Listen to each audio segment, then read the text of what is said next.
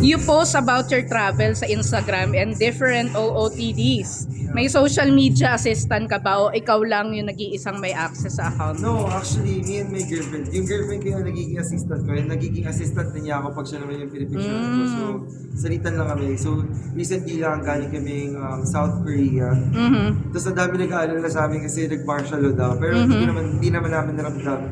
Very normal pa rin yung nangyari dun. So, So, tama ba narinig ko si Chanel may access sa Instagram mo as in alam niya yung password mo? no, wala Tapos siyang access. Pero, ikaw lang yung may access. ako yung may access. Pero kami Nag-iisang nagpipicture ikaw. lang Oo, pero parang nagtutulungan kayo magpicturean, Yeah, gano'n. magpicture. Ang cute. So, yeah, you are also Gusto into... naman niya gano'n yung Instagram, so why not, diba? Wala naman. Okay lang sa'yo, Okay lang babasahin sa- niya yung message. You are also into billiards. Napanood ko yung isang video na habang nagwe-wait ka ng turn mo tumira. I think that was in Taytay. Or basta Rizal, Yes. may kalaban ka naman sa chess. So parang grabe, di ba? Can you tell me more about sa eksenang yun? Parang, do you usually do that? Na Hindi naman. simultaneous may dalawa ka nilalaro na sport.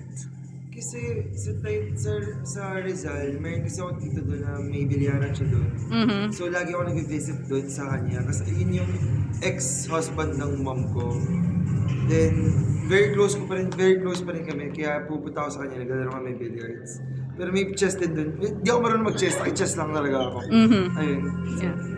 So yeah, for me, Mark, yan ang napakatalinong tao. I think anyone would, notice that. So nakapag-IQ test ka na ba? And if oo, anong IQ mo? Genius level ba? Hindi ko pa na-try ever. Pero tatry ko yan soon.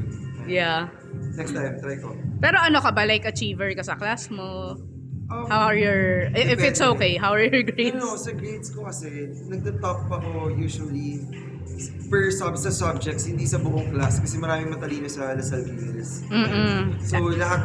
So lahat achiever. So ano yung mga like favorite subjects mo or subjects you excel in? Favorite subjects. Ako, favorite ko talaga is history. Soksay. Ayun. Kasi parang mabilis kasi ako memorize ng mga Greek mythology and saan history sa... Yun, basta about Greek mythology, mahilig ako dun. Kaya na-enjoy ko yung soksay ko nila. Sinong favorite mo sa Greek mythology?